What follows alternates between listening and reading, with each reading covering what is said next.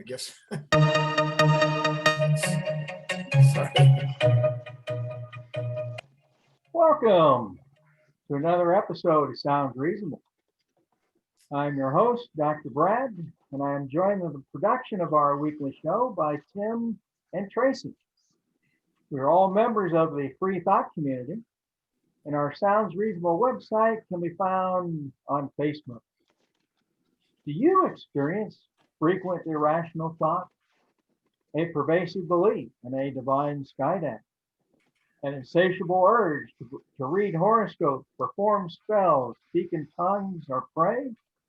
Fortunately, you're now listening to the cure for these ailments. Sounds Reasonable. This show is dedicated to bringing you, the listener, the latest news in free thought, science, logic and reason, and politics and religion. And of course, we encourage you to share your thoughts with us after each episode by posting comments and asking questions on our Facebook page. What is free thought? What does it mean to be a free thinker? The dictionary definition is a person who forms opinions about religion based on reason, independent of tradition, authority, or established belief. Here's Christopher Hitchens' working definition. Our belief is not a belief. Our principles are not a faith. We do not rely solely upon science and reason because these are necessary rather than sufficient factors, but we distrust anything that contradicts science or outrages reason. We may differ on many things, but what we respect is free inquiry, open-mindedness, and the pursuit of ideas for their own sake. We will now move on to our science news segment, and remember that the scientific mind is one that allows its perceptions of reality to be constrained by good evidence and good arguments. It's hard to argue the worldwide success of polio vaccination. However, our first story deals with a comeback of sorts, and so I'm going to take our science news segment today. Now, the live attenuated oral polio vaccine, or OPV, or Sabin vaccine, replicates in gut-associated tissues, eliciting mucosa and systemic immunity.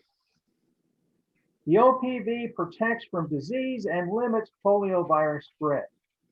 Accordingly, vaccination with the oral poliovirus vaccine is the primary strategy used to end the circulation of all poliovirus. However, the ability of the oral poliovirus vaccine to regain replication fitness and establish new epidemics represents a significant risk of polio reemergence should immunization cease. Now, live attenuated vaccines are highly effective in affording protection against disease and in stopping the epidemic spread of pathogenic viruses. However, developing safe and effective live attenuated vaccines has been a challenging trial and error process. And when I taught immunology, I used to refer to this as genetic roulette. Literally, when the initial Sabin vaccine was developed, we had no idea what the molecular basis was for the attenuation. We just knew it was, and at the same time was also effective.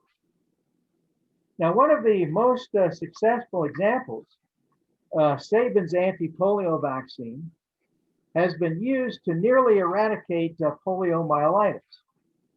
In 1988, for example, an estimated 350,000 persons were paralyzed by wild poliovirus. By 2019, the global incidence has been reduced by more than 99% to only a few cases of wild-type poliovirus-related paralysis each year. There were 112 cases in 2019. So again, going from 350,000 to 112. Now, global eradication of poliomyelitis is nearly within reach. The remaining cases occur in endemic countries and countries reinfected via importations. Failure to eradicate polio in the last remaining endemic hotspots could result in reemergence of the disease, with poliovirus spreading to cause outbreaks in polio-free countries around the world. Now, there are three types of poliovirus, simply designated as 1, 2, and 3. Wild type 2 and wild type 3 are considered eradicated, but wild type 1 still circulates, causing disease in Afghanistan, Pakistan, and Nigeria. Two vaccines, live attenuated oral polio vaccine and inactivated polio vaccine, which was developed by Jonas Salk, are used to protect against polio. In most countries, a combination of the bivalent oral poliovirus vaccine types 1 and 3 and the inactivated poliovirus is used.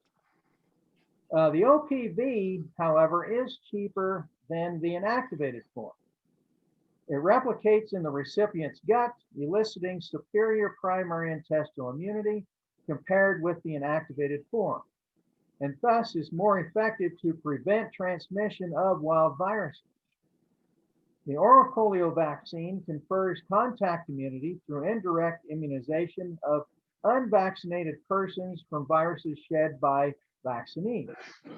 And it is administered in oral drops, which makes it easier to administer, store, and transport than the inactivated vaccines. Thus, the oral polio vaccine has been the central strategy used to end the circulation of all polioviruses. Now, although the oral poliovirus vaccine has been very effective in bringing wild-type virus outbreaks to the brink of eradication, the global eradication program might be at risk because the oral polio vaccine can evolve and regain transmissibility and virulence. In regions with low vaccine coverage, poliomyelitis outbreaks associated with circulating vaccine-derived polioviruses have been reported over the past 2 decades. In 2019, more than 300 cases of paralytic poliomyelitis were reported. Much of these incidents were caused by variants of the Sabin type 2, again, that's one of the oral vaccines, Sabin type 2, which rapidly spreads in settings of inadequate immunization coverage.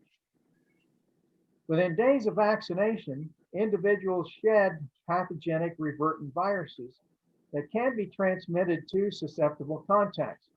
Excuse me. Furthermore, virulent vaccine-derived viruses circulate and persist for years in the environment and the community, often subclinically providing a dangerous silent reservoir of virus. Now, the use of the oral poliovirus vaccine can also result in vaccine-associated paralytic poliomyelitis in vaccine recipients and close contacts at an estimated rate of about 4.7 per million births globally. Now, importantly, since the elective Sabin 2 vaccinations were stopped in 2016, most of the world has remained free of Sabin 2 viruses. However, 12 distinct vaccine-derived type 2 outbreaks and over 50 paralytic events occurred after global cessation of routine use of Sabin 2 from areas with persistently low immunization rates. Circulation of the vaccine-derived type 2 constitutes a significant challenge to the eradication campaign and a major risk for global health, and has appropriately been designated as a public health emergency of international concern. On the other hand, the inactivated poliovirus vaccine, an excellent tool to prevent paralytic poliomyelitis in vaccine recipients, is ineffective in preventing poliovirus transmission and combating epidemics in settings of poor hygiene and sanitation because it induces minimal intestinal mucosal immunity. The current response strategy to these vaccine-derived type 2 outbreaks is to vaccinate with monovalent oral poliovirus type 2 vaccine stockpiled for this purpose. This approach, however, can itself generate new vaccine-derived poliovirus type 2 strains, as recently observed in parts of Africa. The current situation highlights the need to develop and deploy live attenuated vaccines as a tool to combat epidemics. Now, this brings us, with that background, this brings us to the story that I'm going to relay today. This was described in the journal Cell and Microbe, which is a journal that is put out by the Cell Press, and it was published this year. Now, to confront the challenge of the reversion of oral polio vaccine to vaccine-derived polioviruses, the authors sought to develop a rational approach to design a safer vaccine. They drew on ideas and knowledge from molecular and evolutionary studies of viral virulence, determinants, and mechanisms, as well as their previous work to understand the molecular basis of attenuation and genetic instability of polio vaccines. They also determined how mutations that accumulate during type 2 vaccine-derived viral epidemics enhance the replication fitness of polio virus and increase virulence, thereby uncovering additional evolutionary pathways by which the Sabin vaccine strains become pathogenic.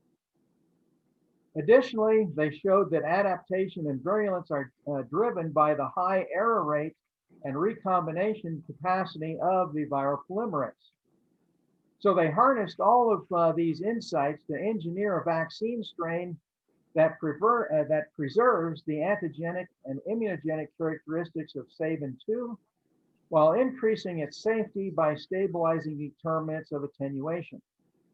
These features should lead to a safer and effective vaccine strain. Now, the strategy to engineer a new, safer oral poliovirus type 2 vaccine is shown in the following figure. So, Tim, if I could have that figure, please.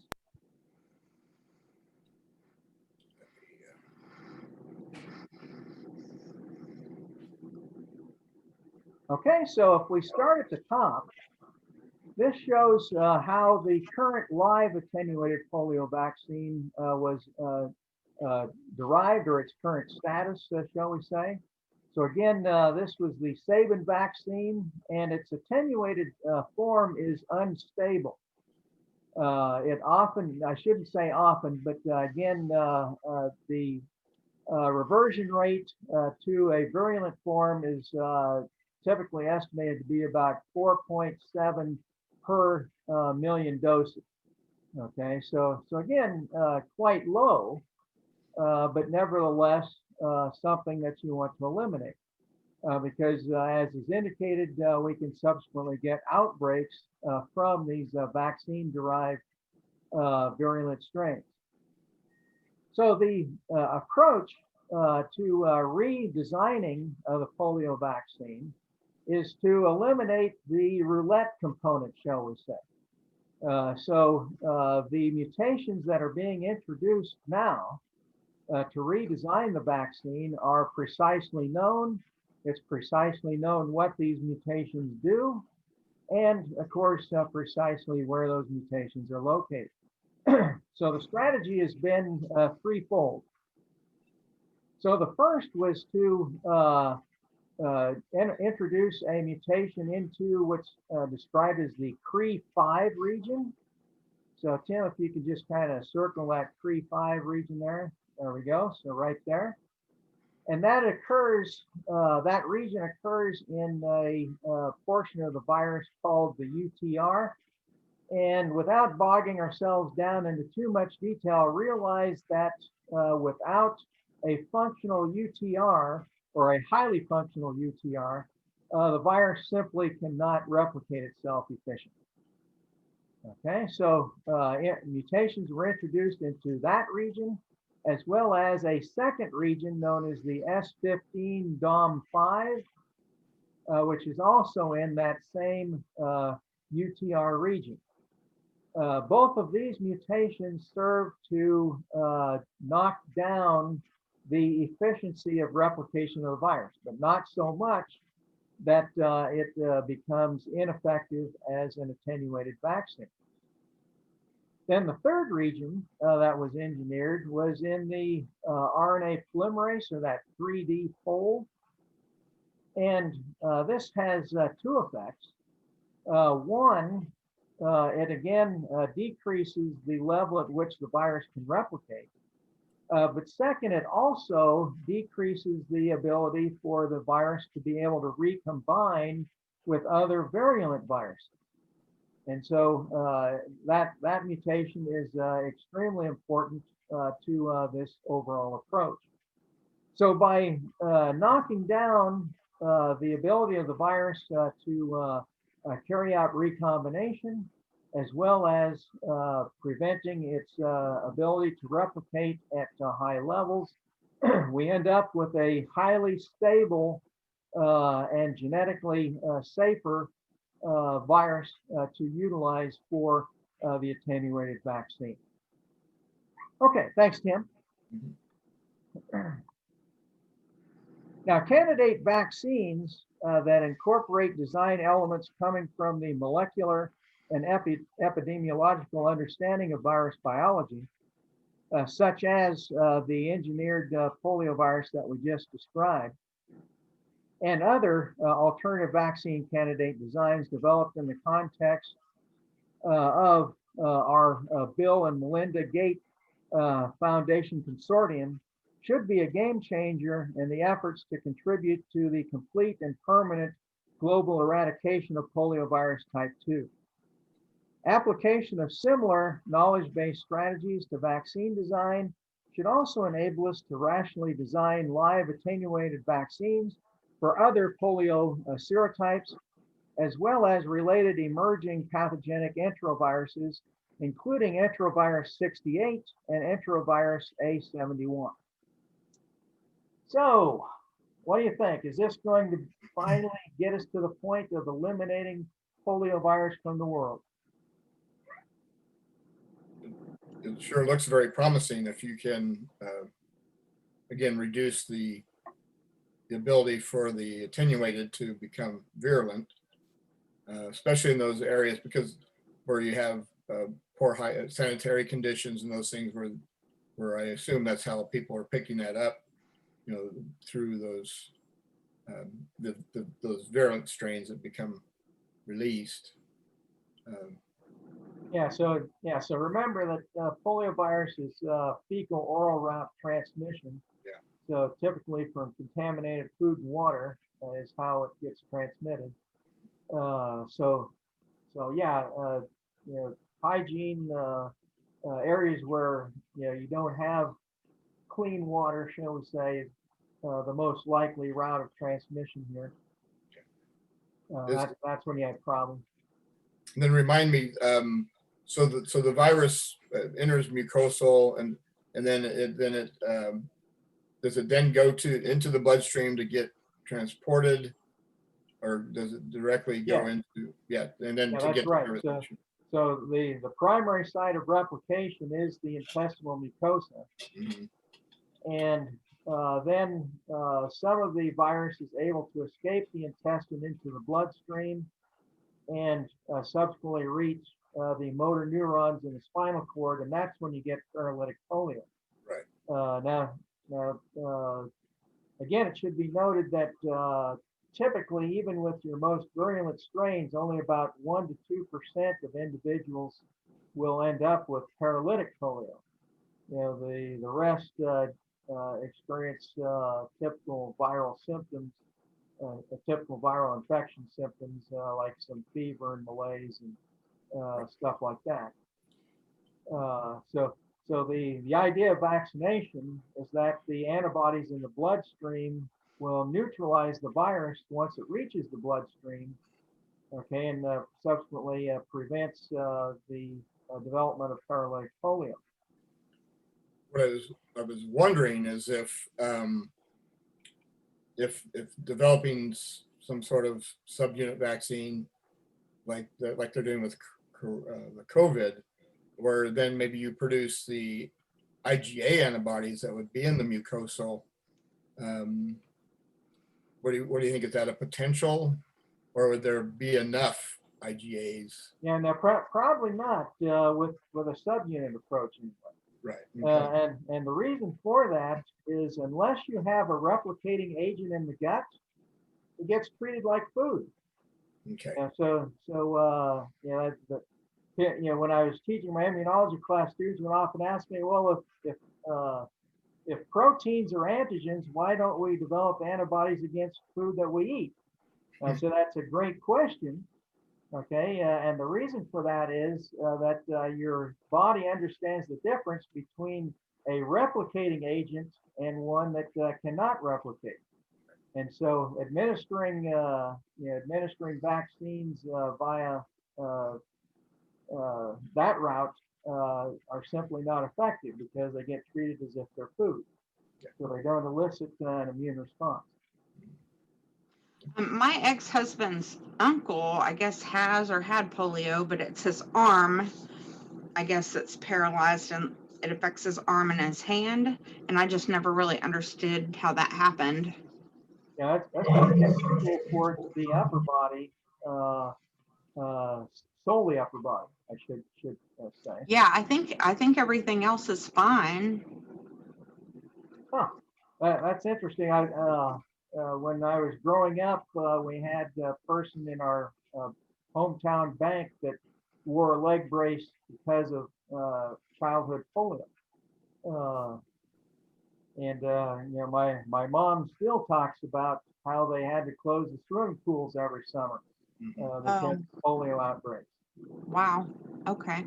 And when I had growing up, they were a neighbor, and she was actually my fourth grade teacher, who I think she may have gotten it maybe as an adult, but she had a fairly severe. I mean, she could walk, but she did have some function loss and legs and arms. And I don't know for sure, but for some reason I was thinking she maybe had got it as either a young adult but I could be wrong on that. But it's interesting to note that poliovirus is one of the earliest known viral infections because if you examine hieroglyphs on Egyptian pyramids, there's actually a picture of an individual that had polio. You can tell by the way the leg is held because what it tends to do is stretch the calf muscle because of atrophy. And so you tend to walk on your toes. You walk on your toe as opposed to flat-footed, shall we say. And so it shows an individual with a cane and with that type of arching foot. So polio's been known for a long time. Huh, interesting. All right. Well, I think we'll go to can't get the scientist out of me, can you? I guess we'll go to our first break. Be right back with more Sounds Reasonable. Mm-hmm. All alive. The devil's in the detail, lingered inside. Oh, a holy crime. But how can I hide you without an alibi? It's a lover's fight without an alibi. You took my innocence. I can't wait no longer. I'm playing with the monsters. Everything that brought me alive. But we're all like monsters, playing with the monsters. They brought me alive, but got no alibi. It's a lover's fight without an alibi.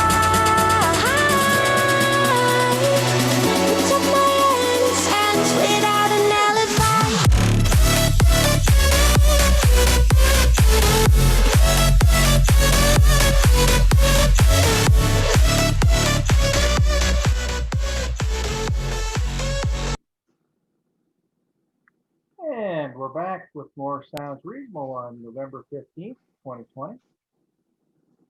President-elect Biden said in his victory speech that it is time to stop viewing your political opponents as the enemy.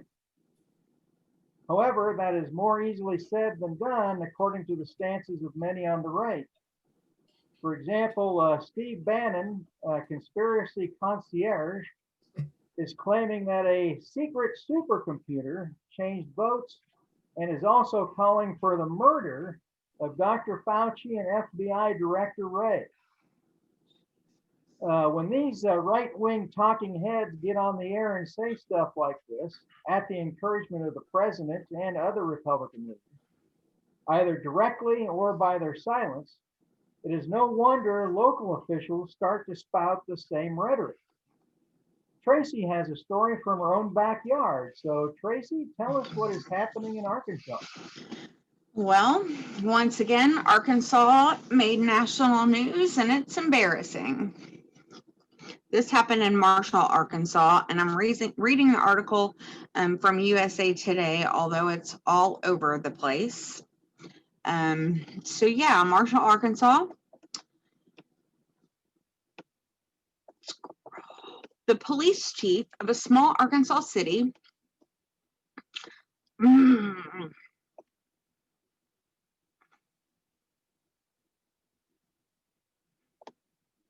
hang on.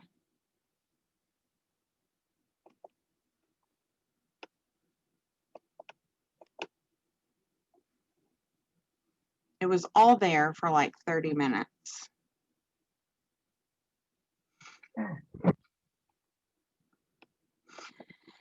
The police chief from, oh my gosh, I hate this.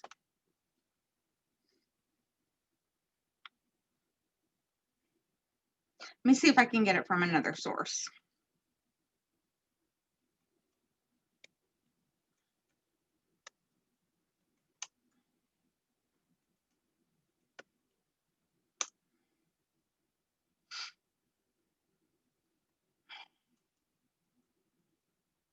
A police chief from Marshall, Arkansas had to resign because of some stuff he said on Facebook. And we're going to use the story from ky3.com because it will load on my laptop. Lang Holland, the chief of police for Marshall, Arkansas, has resigned from the position after numerous social media posts circulated earlier this week. And this was published November the 8th, sorry. In a statement released Saturday, the city of Marshall Mayor Kevin Elliott announced Holland's resignation. The city of Marshall strongly condemns the action of Mr. Holland in his post to social media. His remarks in no way reflect city government or the people of Marshall, Arkansas, supposedly.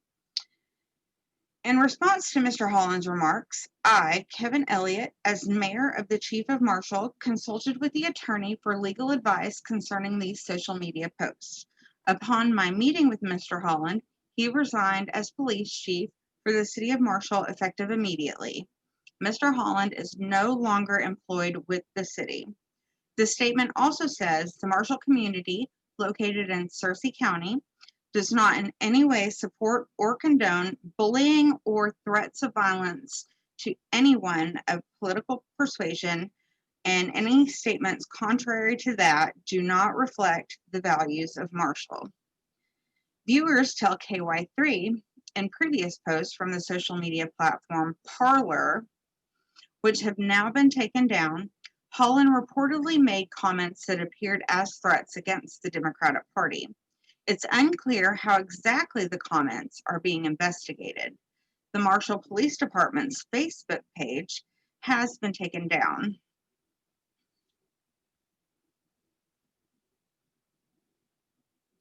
KY3 has reached out to the Marshall Police Department's phone line regarding the City of Marshall's statement, but have not heard back. In July, Holland made statements on the COVID-19 pandemic, saying he thinks the threat of the coronavirus has been overstated and he only wears a face mask if he's inside a business that requires them. He was among a number of police chiefs and sheriffs in Arkansas who say they wouldn't enforce statewide mask requirements, even within their departments.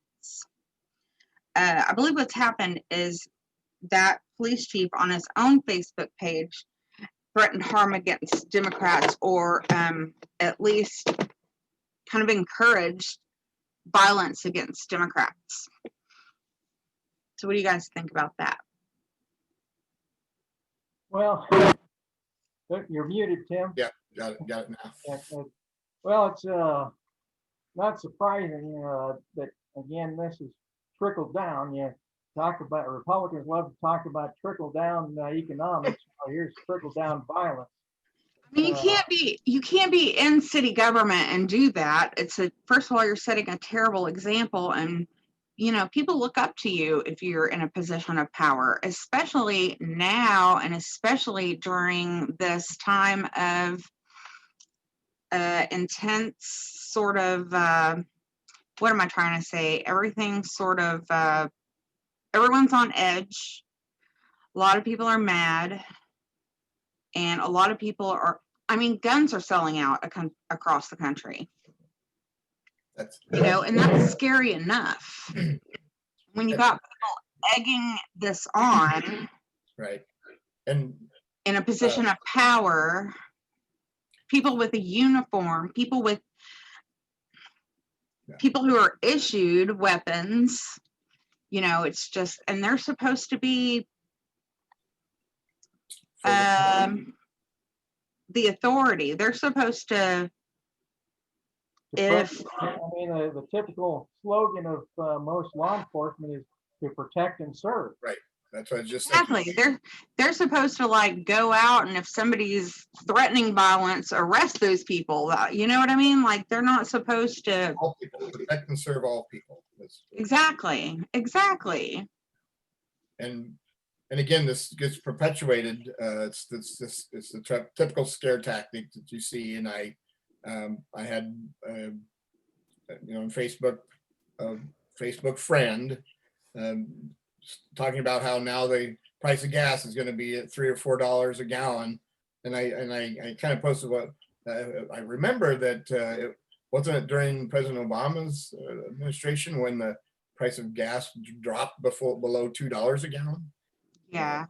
Just perpetuating this BS that gets from not necessarily just right-wing extremists that are perpetuating this or starting these rumors.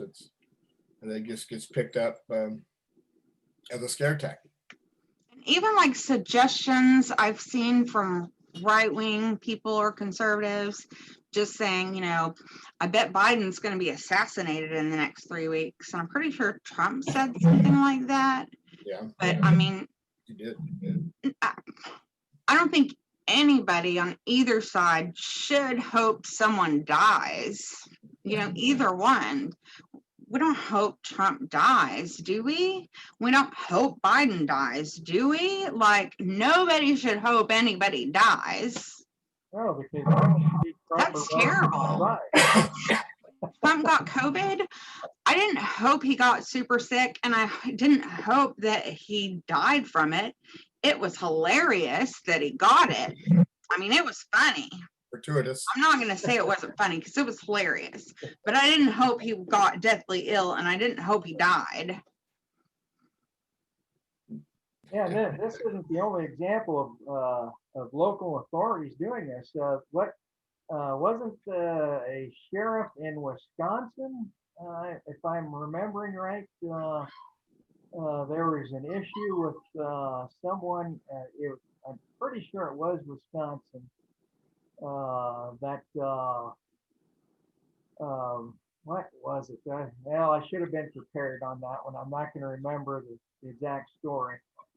But I'll just have to leave it at this isn't the only local example. Yeah. Well, it's not the local. the only example. It's not, and it's quite unfortunate that this is happening.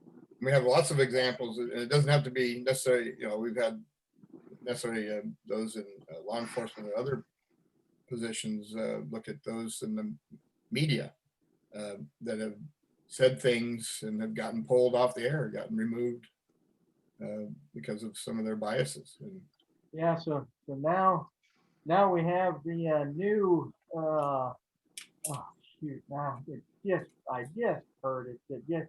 And now it popped out of my head. There's a new platform out there that claims that they will not censor anything. Oh, Parlor, right? sorry? Parlor? Parlor, yes, Parlor. Yes, Parlor. That's right. Yeah, so they said that you can have total free speech on Parlor.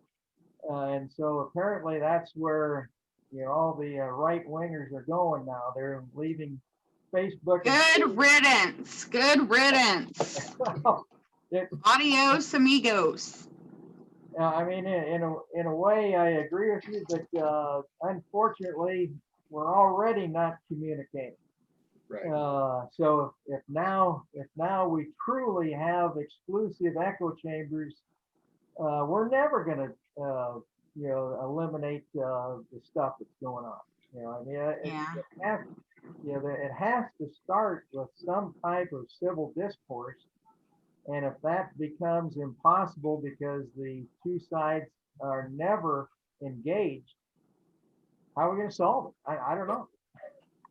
Right. And, and it kind of brings to mind, I just watched a documentary, a Netflix one that was about technology and social media. And oh, that was good. That was you good. watched that one? Yeah. Mm-hmm. And it was by those that are involved in developing the technology and social media, and how they say it's gotten out of hand to where now it's The social dilemma is what it's called. yes, thank you. I couldn't think of the name. So basically, they refer to you as users, like, and now they're tailoring, stuff to you based on what you use, and so you only get one side of things and how it's right. I mean, all you have to do is be on Facebook for any length of time at all to figure that one out. I mean, the algorithms. Shoot, I'll order something on Amazon and suddenly I've got 100 ads for the same item or similar items on my Facebook page. Yeah. Or Yahoo, it shows up on Yahoo. Yeah, exactly. So I mean, there's algorithms all over the place that feed to our own personal biases, and so that's something that I'm fully aware of. I know I have them. I try my best to prevent it from causing action on my part, but it's inevitable. You're going to do some of that.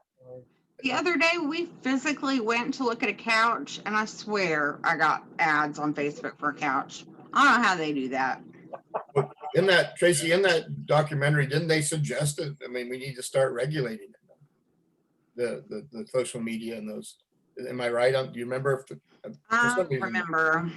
Yeah, some reason I mean that was their. I know one thing that this was on this past week's episode of Bill Maher, but one of his guests said, "Look, the most important thing that any of these social media platforms should be doing is vetting the people that are on their sites.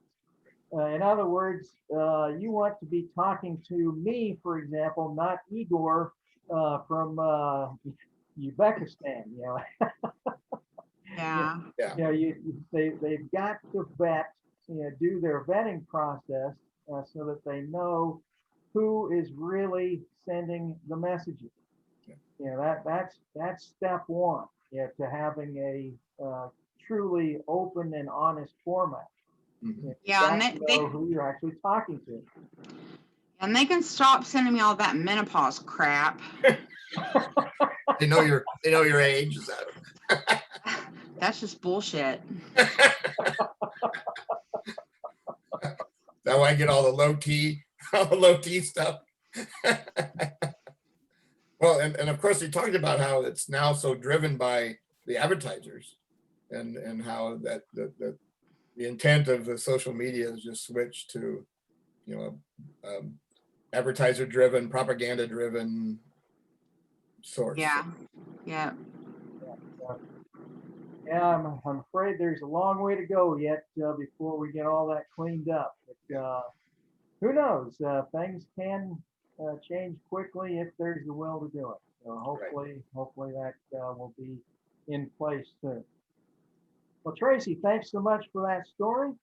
Sure. And we'll be right back with more Sounds Reasonable.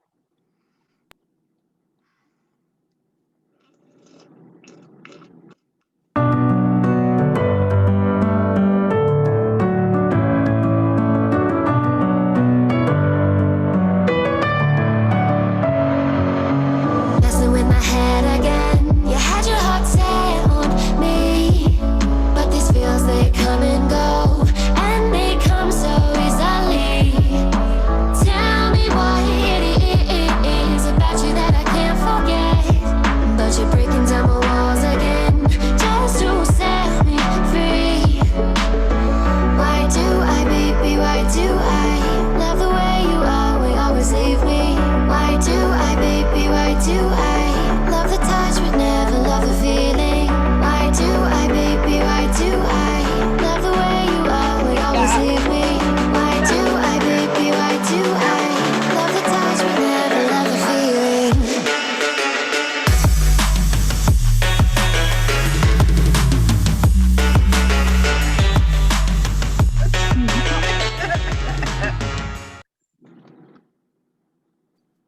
And we're back with our politics segment. Continue. The presidential election is over. Yahoo! And the final electoral vote count shows Biden at 306 and Trump at 232. And according to Trump's 2016 results, and in his own words at that time, this was an electoral vote landslide, since that happened to be the identical totals. Happened to be the identical totals between he and Clinton. In your face. So the election is now over. Bam.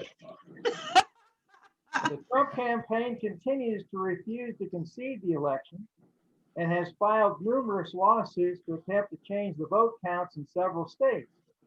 Of course, Trump could not possibly lose an election, so there must have been massive voter fraud, right?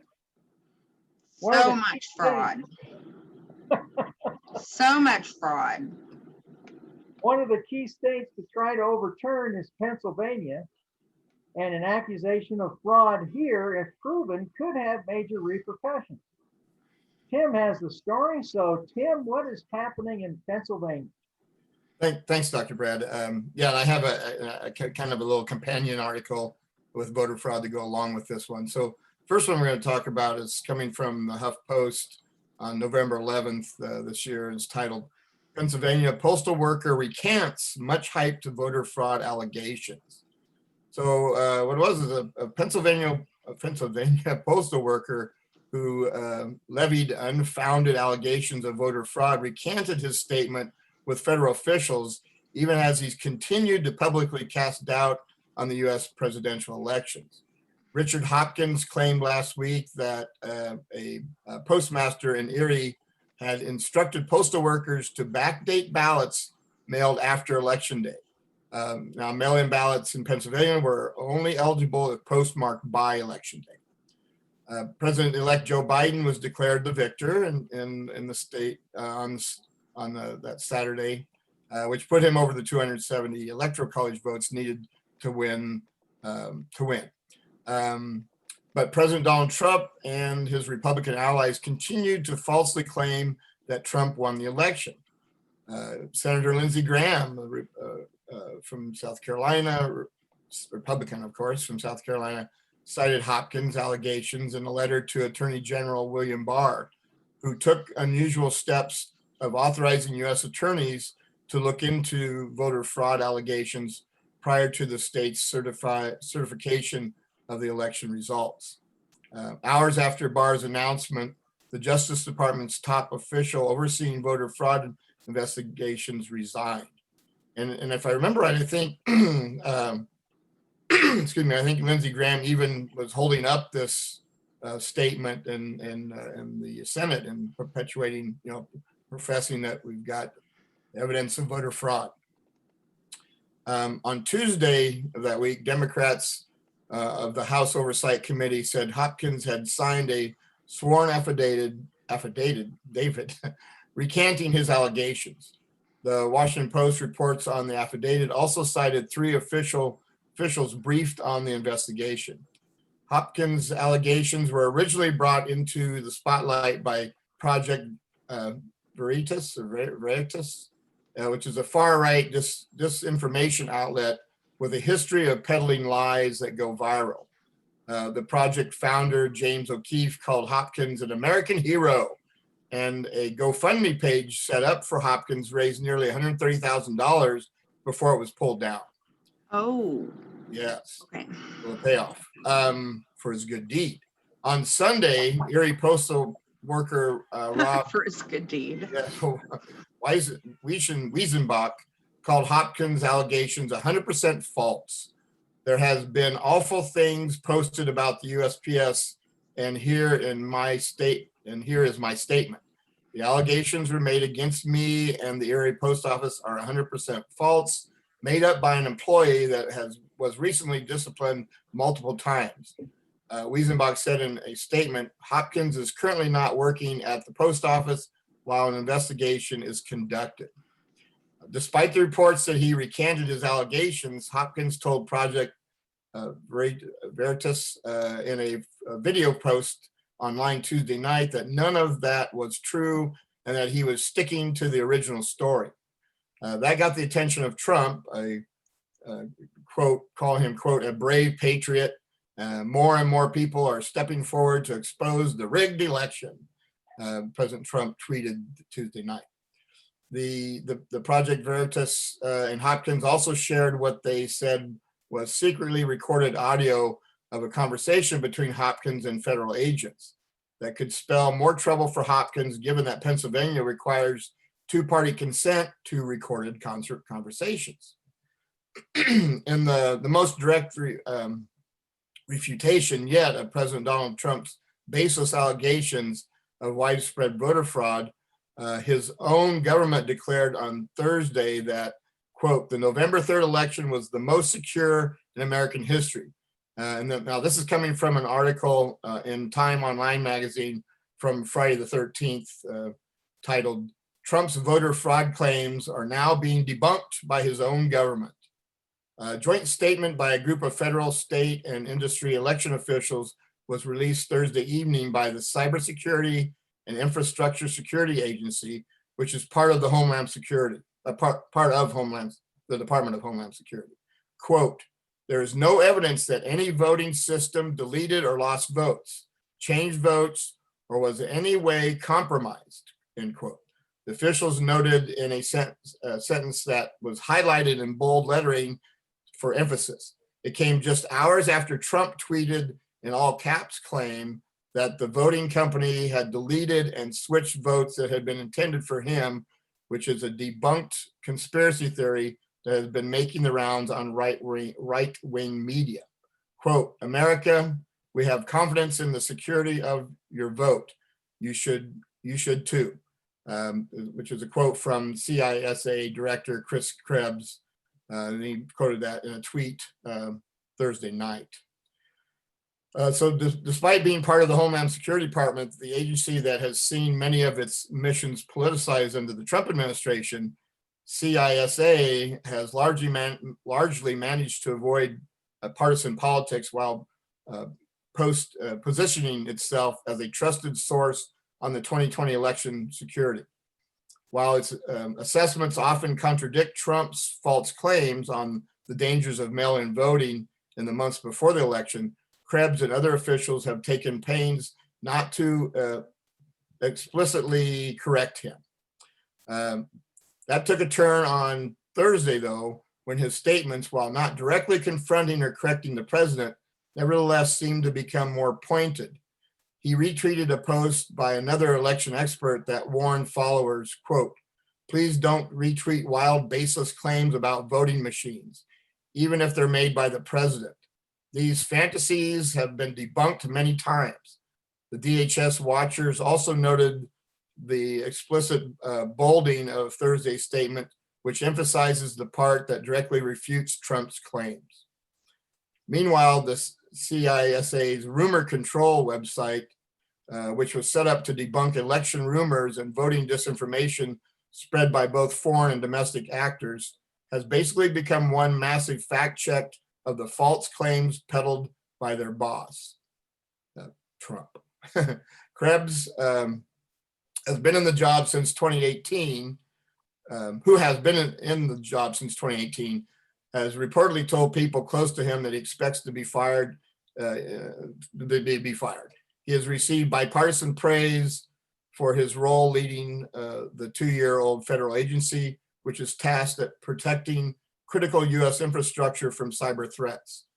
Another senior CISA official, Brian Ware, who headed the cybersecurity division, submitted his resignation on Thursday, reportedly because the White House asked for it earlier this week, according to Reuters.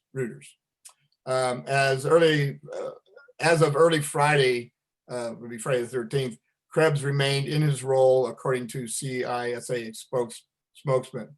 But news of his possible firing drew condemnation from Capitol Hill. And so there were several Democratic senators that, again, voiced their concern about the possible firing.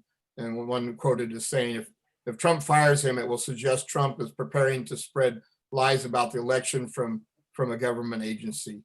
And again, another one quoted talking about Krebs goes to work every day to protect our country from cybersecurity attacks, including elections. Firing him would be a gut punch to our democracy. And quote, he is one of the few people in this administration respected by everyone on both sides. And so, of course, those were from Democratic senators or Democratic congresspersons. Republican lawmakers, many of whom praised Krebs' work in the past, have so far remained silent. Many of them have defended Trump's baseless allegations of widespread voter fraud and a rigged election. Meanwhile, this is interesting, Trump on Friday morning seemed to take credit for the administration making 2020 the most secure election ever, echoing the CISA statement, while also calling it a rigged election in the same tweet. Let's see, I think we call that trying to have it both ways. Yes, having your cake and eating it too. Trump has refused to concede the election, has not acknowledged Biden as the winner. The former vice president was projected to have won the election on November 7th. Trump has spent the week alleging a range of voter irregular irregular voting on Twitter, claiming that they swung the election to his opponent. His campaign has called for recounts in several states, filed more than a dozen lawsuits in various states and federal courts. None of them would shift enough votes to change the outcome of the election. Quote, while we know there are many unfounded claims and opportunities for misinformation about the process of our elections, we can assure you we have the utmost confidence in the security and integrity of our elections. And you should too. Election officials ended their statement on Thursday with this quote, when you have questions, turn to election officials as trusted voices as they administer the elections. So, Dr. Brad and Tracy, what do you think about that interesting fraud? I think it's pretty clear that Trump's onto something here. I mean, he has uncovered a rigged election by fraud. In the most secure election ever, found the fraud. I mean, if we could have just stopped enough people from voting, he would have won. Yes. So I mean, it was clearly rigged. Mhm. Clearly rigged. there are just too many people voting, and that's the whole problem. And it was clearly unfair that they didn't let the municipalities and states exclude as many voters as they wanted to exclude in certain areas. So there's the fraud going on right there that Yeah, I mean, couldn't stop people from voting. that's in essence what the Secretary of State of Pennsylvania was accused of by Republicans. He didn't Yeah. enforce the voter rolls well enough. He's letting everybody vote. Exactly. How dare you? How dare you let And- people exercise their constitutional rights in our state? And I guess I also read or heard some things about the voting machine thing, the fraud they thought was coming from this voting machine was only just a very few places or counties that were actually using that. And there was no evidence that there was any malfunctions in those. And even if it was so minimally used that it probably wouldn't have affected. I mean, it's going to affect either way, right? Democratic or Yeah.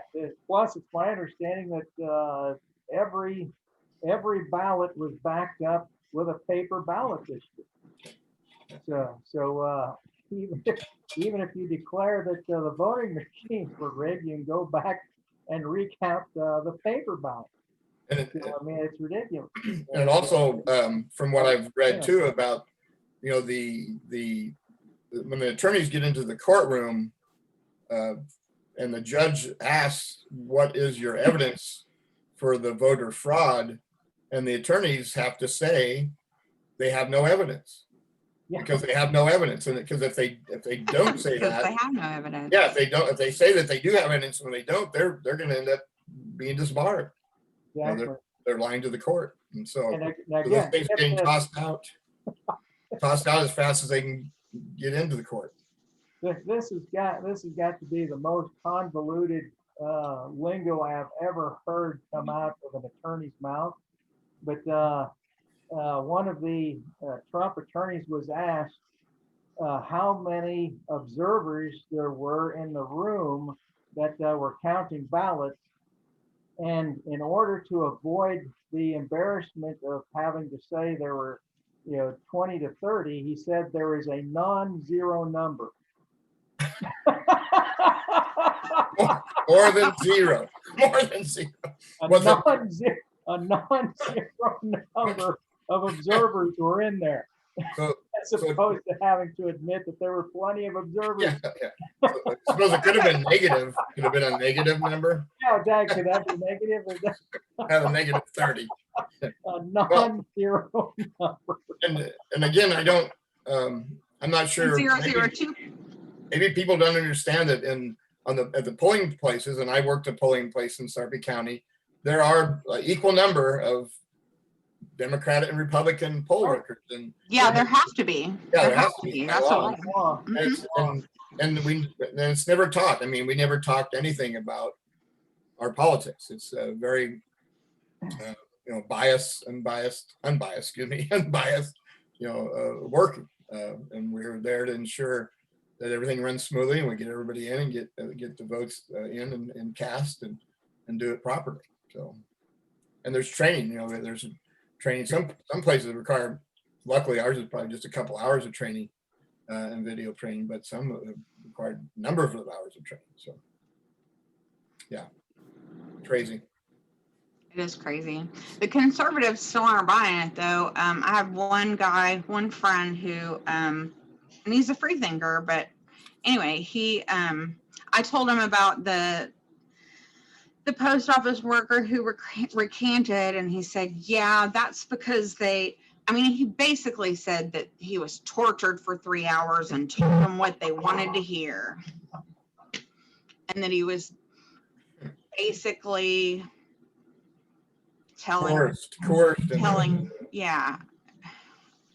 basically told them what they wanted to hear. He was coerced because he was going to end up with some charges if he was found to be lying.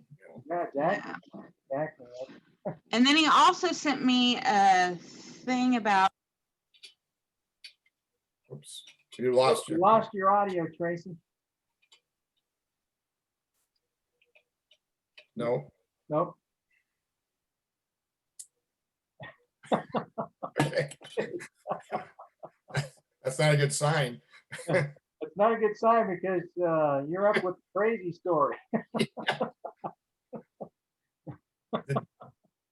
Does it show you're muted? No, it doesn't show that you're muted. Oh, it doesn't show that. That happened to me once. Oh, now it does. Nope. Nope. Has to be with the computer audio, Yeah, computer audio's down somehow. your sound system, computer sound system. Well, let's go ahead and Yeah. we'll take our last break here and see if Tracy can get things figured out while we're on break.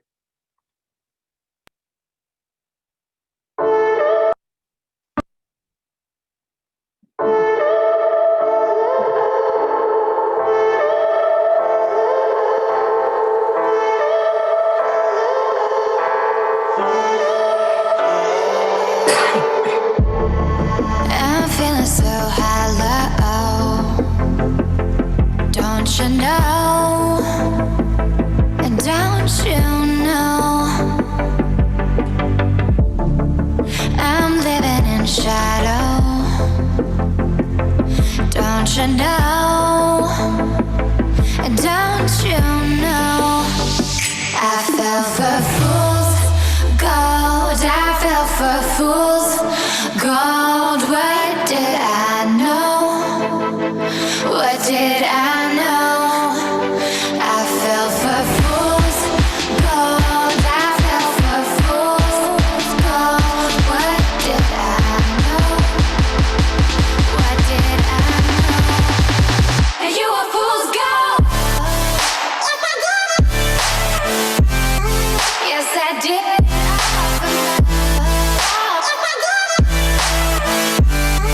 Yes, I did.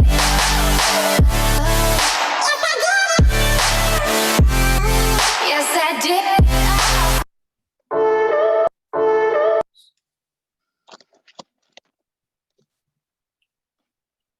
Sorry about that. It's Hey, accidentally ended a little soon. Tracy, do we have you? Can you hear us?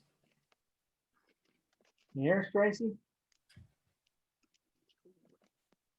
Nope, looks like we still don't have her, so I'll go ahead and do the crazy story, and we'll have to let Tracy have her turn on that next week. So Family Guy, the creation of Seth MacFarlane, is a popular cartoon that satirizes many issues. It is absolutely hilarious, and if you are not familiar with it, you should check it out. One of the favorite targets of Family Guy satire is religion, with its many quirks. Can you and hear me? I can. Okay, I can barely hear you, and I don't know how to turn my volume up, but As long as we can hear you, that's all right.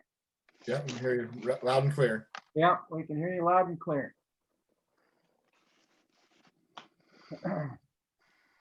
wait, here. Go. Yeah, so this past week, Catholicism and Judaism were the targets. However, Bill Donohue, founder of the Catholic League, no, not a softball league, has taken exception to this episode. Tracy, do you have our crazy story? I do. Let me just pull that up here real quick.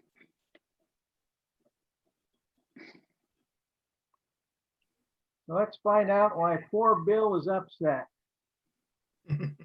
All righty then. I have to swap everything around.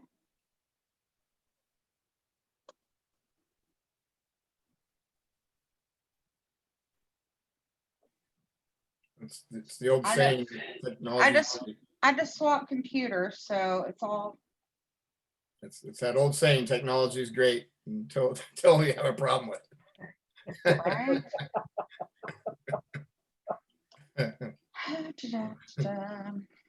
It's about Family Guy, and it's kind of silly because Family Guy makes fun of everything all the time, so that of course people have problems with it, but this time it's the Catholics.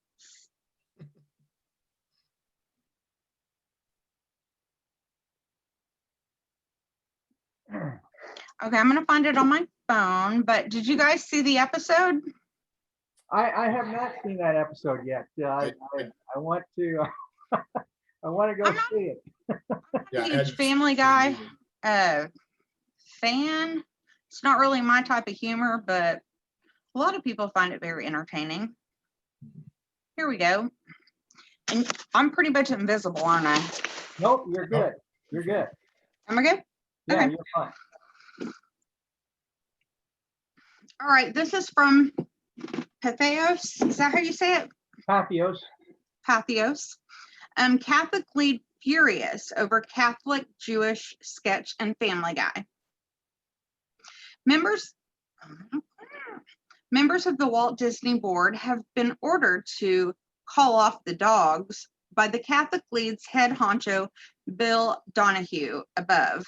There's a picture of him above, following a broadcast of Family Guy on November 8th. Donohue is furious that this episode featured a scene where two Catholic sacraments, baptism and Holy Communion, were mocked. It also maligned priests and disparaged rabbis. The offensive scene involved a christening. In a letter to the Walt Disney Company and the members of its board of directors, Donohue posed 4 questions. Why are so many in Hollywood bent on disparaging our Judeo-Christian heritage? Why do they single out Catholics? Why can't they treat us the way they treat Muslims and gays? Why is Fox muddying the name of Walt Disney? The letter was addressed to Mr. Robert Iger, the executive chairman of the Walt Disney Company. For Christ's sake, keep up, Billy Boy. Secular Jew Iger stepped down from his role of Disney CEO in February 2020. Donohue added, I asked him, Iger, to call off the dogs, pledging that if I have to write again, the content of my communication will be strikingly dissimilar. Donohue helpfully detailed the offensive segment of the episode. Meg, the daughter. Where's the priest? Lois, the mother. Oh, the church ran out of priests months ago because of all the diddling. Now they just have a rabbi fill in. The scene then cuts to a rabbi at a baptismal font where he makes this comment while doing the baptism. Rabbi, welcome to the christening. Now, before the child goes in the water, has it been at least 20 minutes since she ate?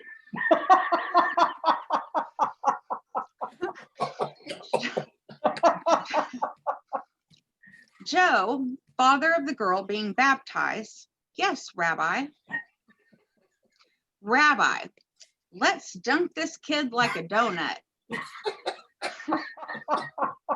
I hereby christen this child in the name of Jesus Christ, who was killed by, we don't know who. It's not important. The last thing we want to do is point fingers. After the baptism, the rabbi makes a joke about the Eucharist. Rabbi, congratulations, sweetie, you're a Christian. From now on, every Sunday, you get to eat a hard cookie and pretend it's a guy. This was not the first time a Baptist was featured in the show. Last December, an episode showed Peter getting his son baptized at the insistence of his racist, bigoted Catholic father, who at one point refers to Peter's wife as a Protestant whore. I saw that one. Interestingly, Donohue, who has claimed for years that pedophilia doesn't exist in the Catholic Church, it would be more accurate to refer to the victims as minors, not children, since most of them were adolescents, victims of homosexuality, not pedophilia, has nothing to say about yesterday's damning reports of the UK and the Vatican about clerical abuse. This is a subhead, unapologetic anti-Semitism. 6 years ago, the creator of Family Guy, Seth MacFarlane, was accused in a Haaretz article, I'm not sure if I said that right, unapologetic anti-Semitism. Mark I. Pinsky wrote, anti-Semitism is a serious charge made too quickly and too often. But as someone who has followed MacFarlane's career, I think it is well past time to call him out. His star is clearly on the rise in Hollywood.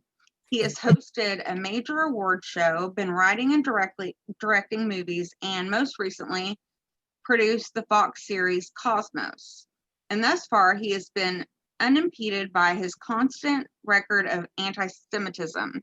In Family Guy, there is constant meanness that reinforces classic anti-Semitic stereotypes: greedy, cheap, cowardly, whiny, averse to physical labor, and in control of Hollywood. Seth MacFarlane, it seems, is simply a wittier version of Mel Gibson.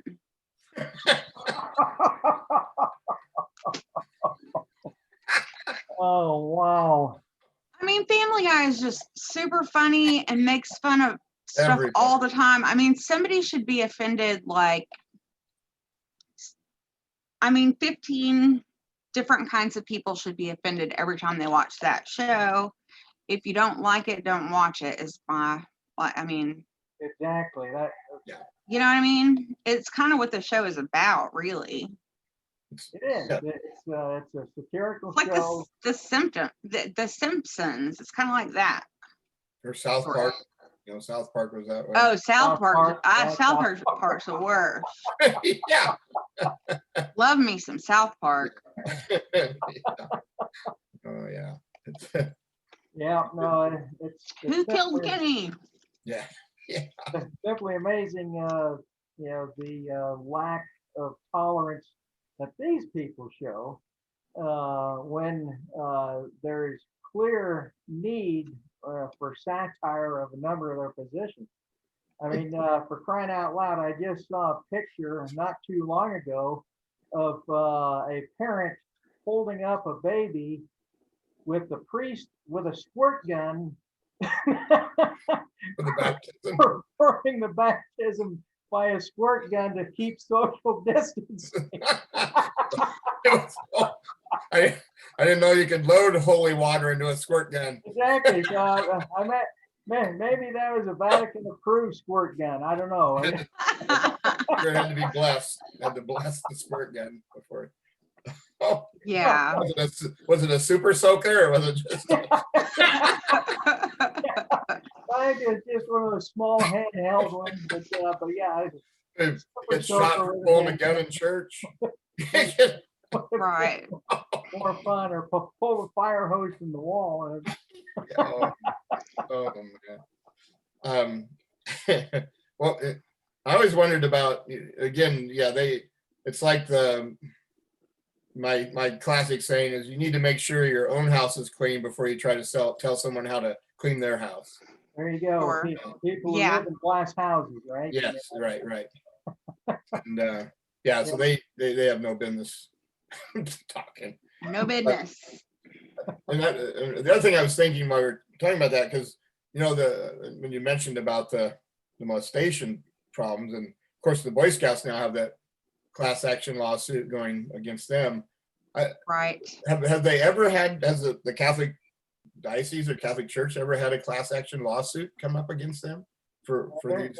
There's been several. I think the biggest one was that one in Pennsylvania, where I think there were over 1,000 defendants, right, or plaintiffs. Excuse me, there are over 1,000 plaintiffs and about 300 Catholic priest defendants, as I recall.